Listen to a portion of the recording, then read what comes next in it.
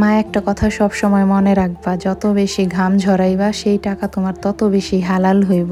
এই কথাটা আমাকে এক রিকশাওয়ালা চাচা বলছিল, যে কথাটা এখনও আমার মনে আছে। আর যখন অনেক বেশি পরিশ্রম করি তখনই এই কথাটা মনে হইলে না কষ্টগুলো দূর হয়ে যায়। আর মনে হয় কি, হ্যাঁ এটা তো আমার টাকা আরও হালাল হইতেছে, কারণ অনেক বেশি পরিশ্রম করতেছি। আর যখন অনেক বেশি ঘাম ঝরে সত্যি এই কথাটা সবার আগে মনে পড়ে। আসসালামু আলাইকুম, কেমন আছেন সবাই? আমি তোহামনি।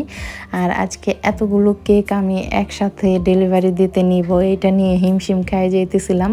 4টা কেক আসলে এক হাতে নেওয়া, কেক জিনিসটা এত সেন্সিটিভ যে একটু ধাক্কা খেলেই নষ্ট হয়ে যাবে। আর প্রত্যেকটা কেকই অনেক দূরে যাবে, এর জন্য আরও বেশি টেনশন করতেছিলাম। কারণ এমনিতে নর্মালি 2টা করে কেক দূর পর্যন্ত নিয়ে যাওয়া হয়, কিন্তু এত দূরে আমি 4টা কেক একসাথে কখনোই নেওয়া হয় নাই। তা আমি যাওয়ার জন্য রেডি হয়ে গেছি আর আল্লাহ আল্লাহ করতেছিলাম যে আল্লাহ সবগুলো কেক যেন আমি ঠিকঠাকভাবে ডেলিভারি দিতে পারি।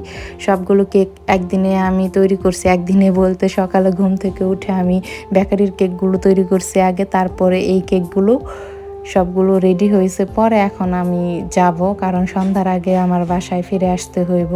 আর এক একটা কেক আসলে এক এক লোকেশনে যাবে তো, আর 2টা কেক হচ্ছে অনেক দূরে যাবে, নদী পার হয়ে তারপর আসবে সে নিতে।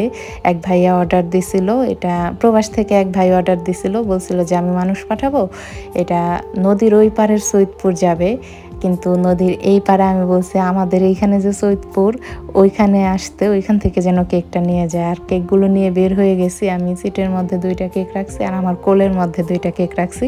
ব্যাগওয়ালা কেকটা হচ্ছে দূরে যাবে অনেক, আর ব্যাগ ছাড়া রিবন দিয়ে যেগুলো, ওইগুলো হচ্ছে আমি যাওয়ার পথে 2 জায়গায় 2টা দিয়ে দিব, সরাসরি বাসায় নিয়ে যাবে, তো এর জন্য আর ব্যাগ দেওয়ার প্রয়োজন মনে করি নাই, রিবন দিয়ে বেঁধে দিছি। আর যেহেতু ওই কেক 2টা অনেক দূরে যাবে, এর জন্য ব্যাগ দিয়ে দিছি। আর যখনই আইল্যান্ডগুলোর মধ্যে সিএনজিটা জোরেই করতেছিল একটা, কারণ আইল্যান্ডে গেলে কিন্তু একটা ধাক্কা লাগে, তখনই আমি আল্লাহ আল্লাহ করতেছিলাম, আল্লাহ ধাক্কা যেন না লাগে, নষ্ট যেন না হয়, এত টেনশন করতেছিলাম। কিন্তু শুকর আলহামদুলিল্লাহ আমি কেকগুলো একদম ঠিকঠাকভাবে ডেলিভারি দিতে পারছি, কোনোটাই কোনো জায়গায় নষ্ট হয় নাই। সবাইকে আমি বাসায় গিয়েই বলতেছিলাম যে কেকের কী অবস্থা, একটা ছবি দেন, কেক ঠিকঠাক আছে তো? বলতেছিল আপু ভয়ের কিচ্ছু নাই, কেক একদম ঠিকঠাক আছে। আর সবাই অনেক বেশি পছন্দ করছে কেকগুলা।